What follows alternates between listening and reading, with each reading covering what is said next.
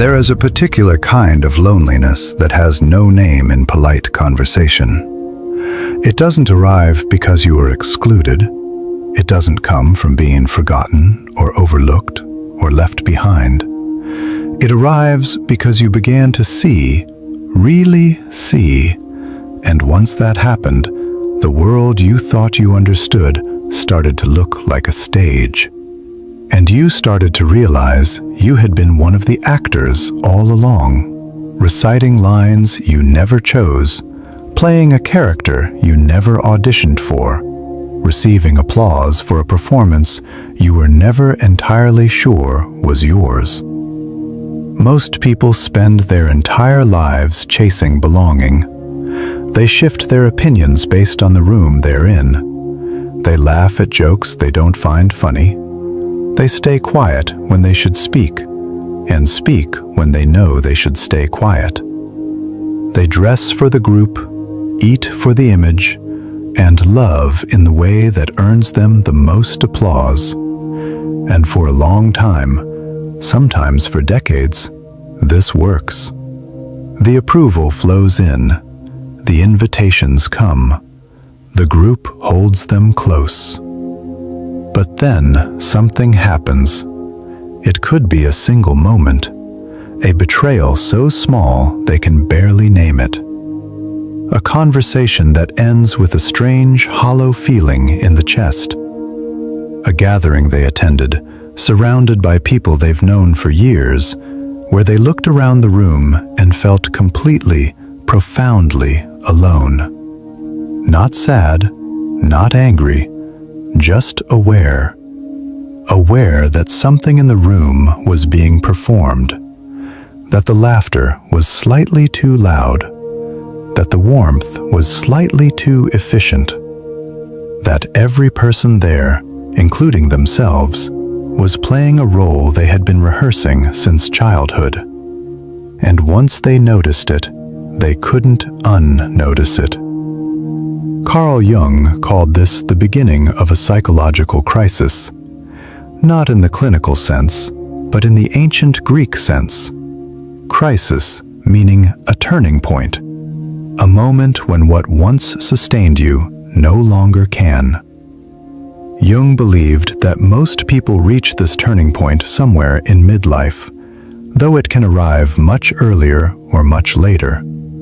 It arrives when the ego, the constructed self, the mask you built for the world, can no longer hold. When the gap between who you truly are and who you've been performing becomes too wide to ignore. And the first symptom of that gap is silence. Not the comfortable silence of someone at peace, the restless, aching silence of someone who has started noticing too much, who hears the subtext beneath the words, who observes the subtle politics of every social exchange, who finds that small talk doesn't feel small anymore. It feels like suffocation, like you are slowly drowning in the shallow end of the pool, while everyone around you splashes happily and wonders why you're not having fun. That silence is not depression. It is not social anxiety. It is not misanthropy. It is the first tremor of something much deeper, something that, if you follow it honestly, if you resist the enormous pressure to return to the comfortable noise, will take you somewhere most people will never go. It will take you to yourself. Drop 11. I am awakening to my truest self in the comments right now. Jung gave a name to the identity we construct for the world. He called it the persona, borrowed from the Latin word for the masks worn by actors in ancient theater. The persona is not entirely false. It is not a lie. It is a necessary interface between your inner world and the demands of social life. You need it to function. You need to know how to conduct yourself in a job interview, how to carry yourself at a funeral, how to be appropriate in a room full of strangers. The persona smooths the rough edges of the psyche and makes coexistence possible. But here is where things go wrong. For most people, the persona doesn't stay where it belongs. It doesn't remain a tool you pick up and set down. Slowly, gradually, through thousands of tiny social negotiations beginning in childhood, it fuses to the skin. It becomes the answer to the question, "Who am I?" And by the time most people are adults, they have forgotten that the mask and the face are two different things. Think about how this begins. A child is born with a full emotional range. She cries when she is sad. She screams when she is angry. She laughs until she can't breathe. She tells the truth with a directness that adults find alternately charming and alarming. And then the conditioning begins. Not maliciously, not consciously, just through the ordinary mechanisms of social approval. Don't be so sensitive. Stop being so dramatic. Be nice. Stop showing off. Smile. Settle down. What will people think? Every one of those corrections is a deposit into the shadow. Jung's term for the psychological container where everything that cannot be socially acceptable gets stored. The aggression goes into the shadow, the ambition goes in, the grief goes in, the hunger for something more goes in. The parts of the personality that feel too large, too strange, too raw, too honest, they all get folded down and sealed away. Because belonging felt more urgent than being whole. And this trade feels reasonable for a very long time. Until it doesn't. Until something fractures the illusion and you realize, with a clarity that hits like cold water, that the people you've been performing for have been performing just as intensely for you. That your relationships have not been exchanges between two real people. They've been exchanges between two masks. That the intimacy you believed you had was conditional on both of you maintaining the act. And the moment one of you slips, the moment one of you says something too true, feels something too visibly, or simply stops pretending for one unguarded second, the whole arrangement trembles. Rite 444. I trust the depths of my own becoming below. This is the moment the withdrawal begins. Not with a declaration, not with confrontation, with a quiet, internal pulling back. A growing reluctance to explain yourself to people who weren't actually listening. A diminishing appetite for the social rituals that once felt natural. A creeping recognition that the energy required to sustain the performance isn't worth what it purchases. From the outside, it looks like you're pulling away from people. From the inside, it feels like you're finally pulling toward yourself. Here is something Jung understood that most of us resist for as long as we possibly can. The qualities you are most certain you don't possess are the qualities you are most urgently being asked to confront.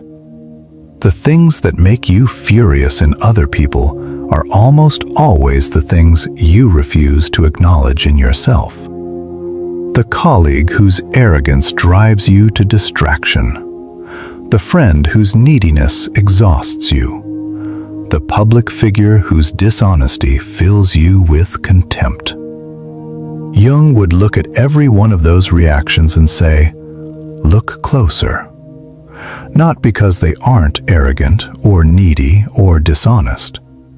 They may be all of those things, but the charge, the particular heat of your reaction, the way it lingers, the way it activates something primal in you, belongs to you. That is your shadow knocking. The shadow is not evil. That is perhaps the most essential thing to understand about it. The shadow is exiled potential. It is the anger that could have been healthy assertiveness, buried because assertiveness wasn't safe in your household growing up. It is the ambition that could have driven something meaningful, suppressed because standing out felt dangerous. It is the grief that needed expression, packed away because falling apart wasn't permitted. It is the raw, unedited self that existed before the world had its way with you. And the shadow does not vanish because we bury it. Jung's entire career was a documentation of what unfolds when we don't. The buried shadow doesn't disappear. It emigrates. It surfaces in our relationships as irrational jealousy, as sudden eruptions of rage that seem disproportionate to what provoked them, as the unconscious dismantling of things we claim to want. It appears in the groups we belong to as the collective shadow is projected outward, onto enemies, onto outsiders, onto anyone different enough to serve as a screen. History is, in many ways, a chronicle of what happens when the collective shadow goes unexamined. But individuation, Jung's word for the process of becoming psychologically whole, begins when a person stops outsourcing their shadow. When they start examining what lives inside them with the same unflinching honesty they've been directing at everyone else. When they stop asking what is wrong with the world and start asking what is unresolved in me. Not in a self-punishing way, in a genuinely curious one. This is demanding work. It requires sitting with things about yourself that are deeply uncomfortable. Recognizing the ways you manipulate, the ways you perform, the ways you have used people for validation, for comfort, for a sense of identity. The ways you have been less than honest, less than kind, less than the person you present yourself as. Not to condemn yourself, to integrate, to bring those buried parts back into the light and give them their rightful place in the full architecture of who you are. Comment 528. I am healing from the inside out right now. And here is the paradox. The moment you begin to own your shadow, you stop projecting it onto others. And when you stop projecting it onto others, something remarkable happens. People become far less threatening and far less compelling as objects of your judgment.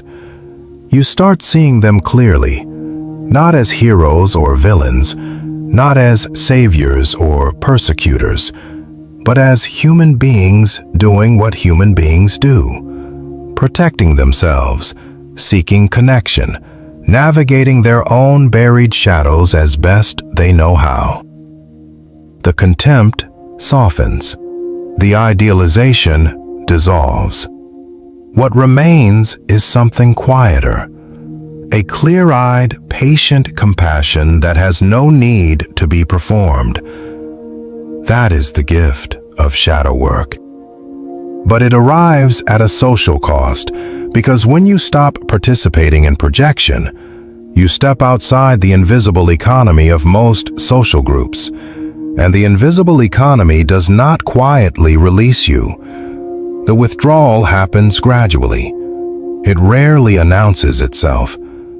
One day you notice you've been declining more invitations than you've been accepting, not because you're withdrawn, because the events you're declining would require you to perform a version of yourself you're no longer willing to perform, because the conversations you'd encounter there would orbit the same surface-level topics that once felt comfortable and now feel like a particular kind of slow suffocation. One day you realize you've stopped over-explaining yourself, that when someone misunderstands you, you let the misunderstanding stand instead of rushing to correct it, because you've begun to sense, quietly but clearly, that some people's understanding of you was never meant to be accurate, that they require you to be a particular thing, and any information that challenges that requirement will simply be filtered out. So you stop offering material for a conflict you didn't create and never agreed to enter.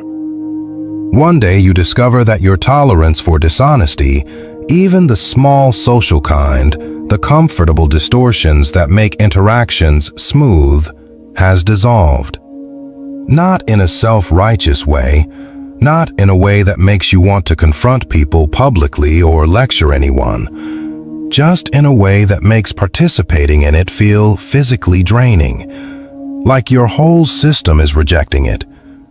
These are not signs of damage, they are signs of discernment. But the world will not perceive them that way. The social world most of us inhabit has a very specific set of responses for people who begin operating outside the standard range of social transaction. First comes the attempt to draw you back in. Humor, nicknames, invitations, the gentle social pressure of, "Come on, don't be like that." This is not malicious. It is instinctive. Social groups regulate themselves. They maintain equilibrium.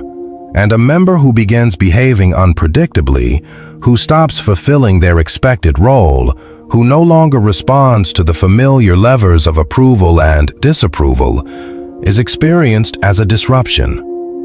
When the drawing back doesn't work, the interpretation shifts. Distant, cold, arrogant, thinks they're better than everyone else. These are the labels, and here is what makes them so effective. They carry just enough surface resemblance to something real that they're difficult to reject entirely. There are people who are distant because they are genuinely contemptuous. There are people who are quiet because they genuinely believe they're above the conversation. So when the label lands on you, when someone accuses you of the very things you know you aren't, the doubt creeps in. Am I becoming cold? Have I lost my capacity for empathy? Is this psychological growth, or is this simply loneliness dressed in philosophical language? Jung anticipated this doubt. He called it one of the necessary temptations of the individuation process, because the pull to return, to place the mask back on, to perform the familiar role, to trade the discomfort of clarity for the comfort of belonging, is extraordinarily powerful. It is, in some ways, the defining examination. The people who turn back at this point are not weak. They are human. The need for belonging is not a character flaw. It is one of the most fundamental needs in our nature, and there is nothing shameful in choosing it. But there is a cost. The cost is the gradual erosion of the parts of yourself that were just beginning to surface, the reburying of the shadow, the refusing of the mask, and the particular quiet grief that comes from knowing you could perceive something clearly, something real and true about your own nature, and chose to look away. Some people carry that grief for the remainder of their lives. They cannot name it. It surfaces as a persistent dissatisfaction, a vague but recurring sense that something essential is absent, a dream of a road not taken. They are comfortable. They belong. and they are quietly haunted. Drop 777. I am divinely guided on the path back to myself. In the comments. The ones who don't turn back, who keep walking into the quiet, find something entirely different waiting for them. The familiar story about solitude is that it is the absence of something, the absence of people, of connection, of belonging. Jung told a different story. He spent the years following his rupture with Sigmund Freud in a period of intense voluntary isolation that he later described as simultaneously the most important and the most terrifying of his life. He called it his confrontation with the unconscious. He constructed a stone tower with his own hands in Bollingen, on the shores of Lake Zurich, a retreat with no running water, no electricity, no distraction. He returned there regularly for decades, not to flee, to listen. What he discovered in that silence was not emptiness. It was density. The inner life, he found, is not a quiet place. It is a crowded one, populated with voices, with images and impulses and memories and dreams that have been waiting patiently for the external noise to stop. The reason most people experience solitude as unbearable is not because silence is vacant. It is because when the external noise ceases, the internal noise becomes audible. And what comes through is not always welcome. The unfinished grief arrives. The old wounds press forward. The anger you couldn't express in that conversation 3 years ago finds its voice. The fear you've been outrunning shows up, sits down, and refuses to leave. The desires you've been suppressing for a different life, for more honesty, for something you cannot quite name, rise to the surface. For someone who has been avoiding all of this through constant activity and noise and social engagement, this is genuinely destabilizing. But for someone who has lived through enough to understand that this interior material is not a threat, that it is, in fact, the substance of their own unlived life asking to be acknowledged, solitude becomes something else entirely. It becomes the most fertile space they inhabit. This is the transformation that changes everything. The shift from experiencing solitude as deprivation to experiencing it as resource, from exile to laboratory, from punishment to practice. In solitude, the quality of your thinking fundamentally changes. Without the constant social pressure to frame your thoughts in terms that will be acceptable to whoever is in the room, you begin thinking in your own language. Your actual convictions emerge, not the ones you've been performing, but the ones that live underneath, shaped by your direct experience rather than your social positioning. Your aesthetic sense sharpens. Your moral compass, liberated from the noise of collective opinion, begins pointing somewhere more genuinely your own. The philosopher Paul Tillich wrote that the first duty of love is to listen. Jung would have extended that further. The first duty of self-knowledge is solitude. Not permanent solitude, not the rejection of the world, but the regular, disciplined practice of entering the silence and allowing what's there to speak without interruption. Most people never undertake this, not because they are incapable, but because they are afraid of what they'll hear.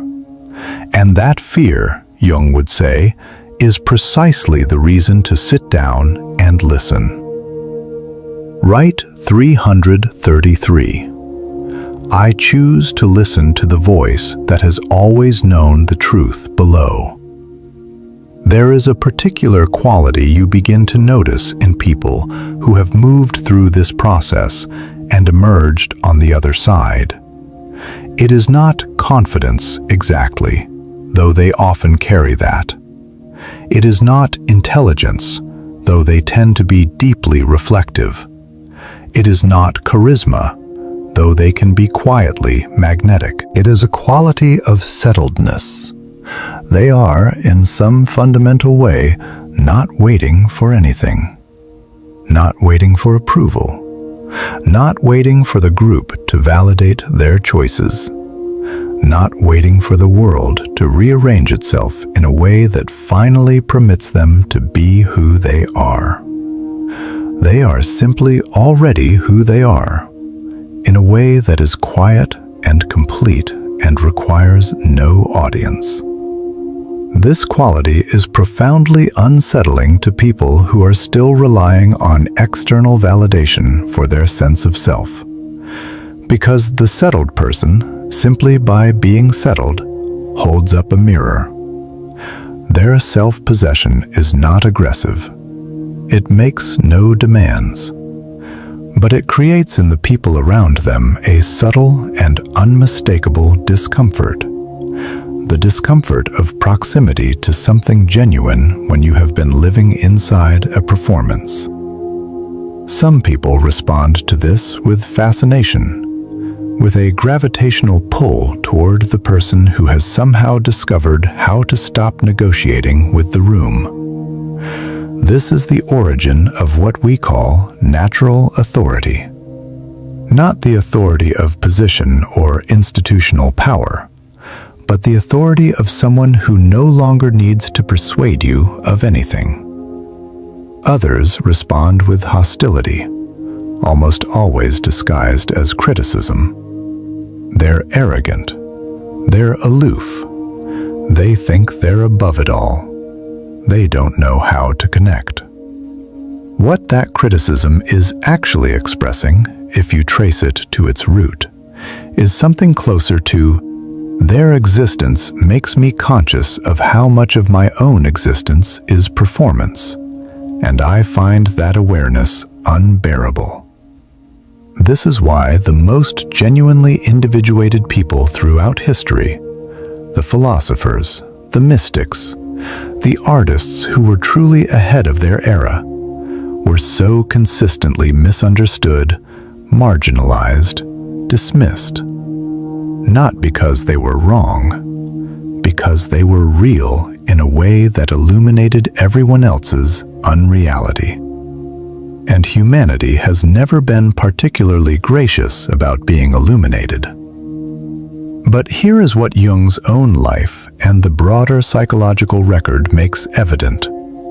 The settled person does not ultimately experience this hostility as the tragedy it might appear from the outside, because they have, by this point, fundamentally altered what they require. They no longer need the crowd's affirmation to feel whole, which means the crowd's disapproval no longer holds the power to destabilize them. They feel it. They register it. They are not impervious to pain, but they possess what the Stoics called equanimity.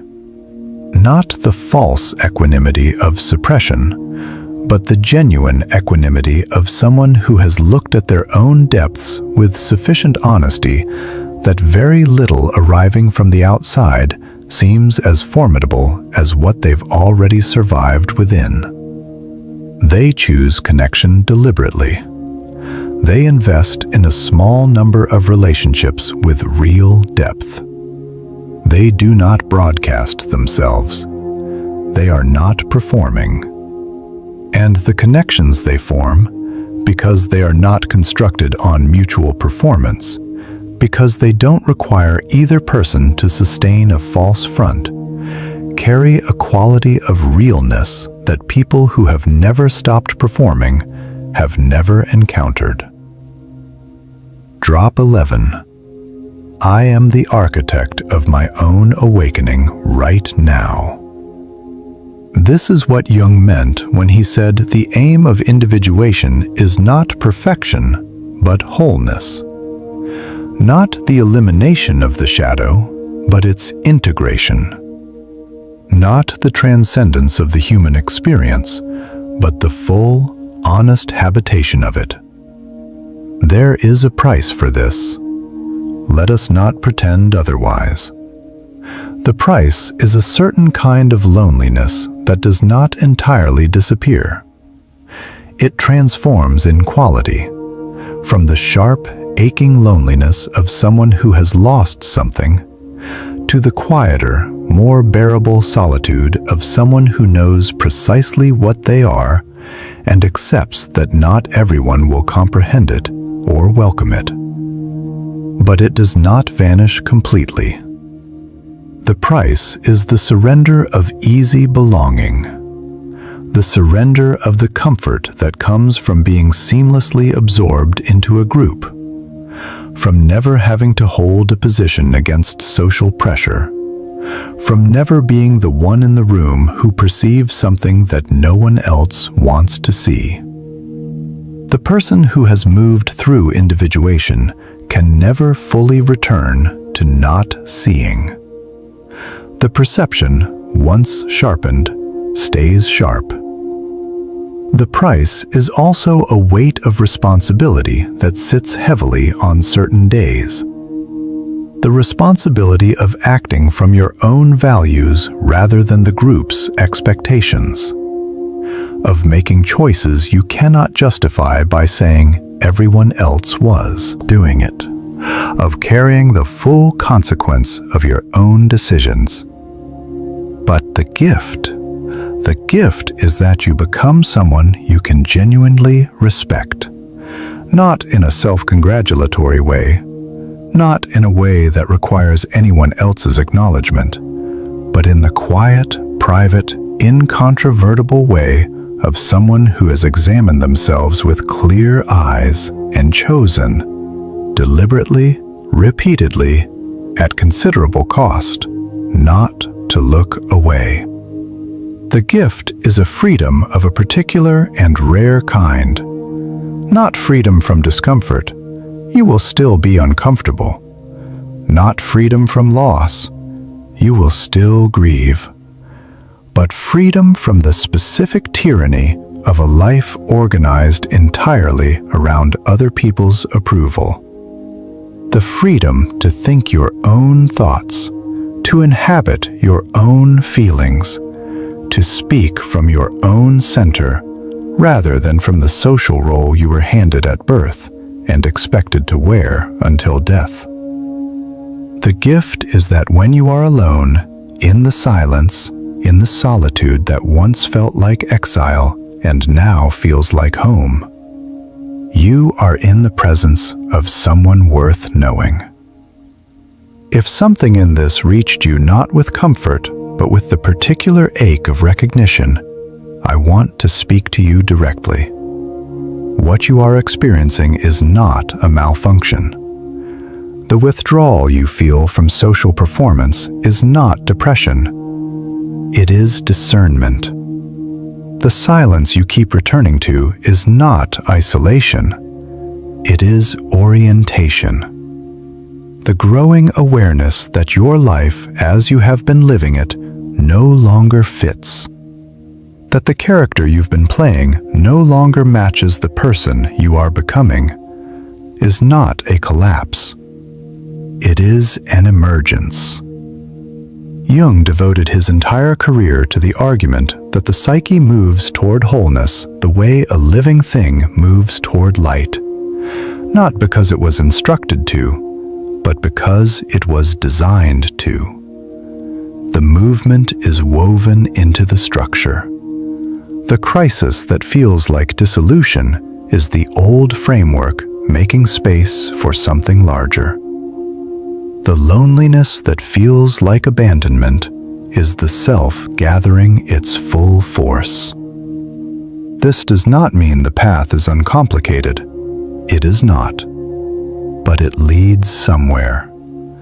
And the place it leads, through the shadow, through the silence, through the long and often solitary labor of becoming fully and irreversibly yourself, is the only destination worth the journey.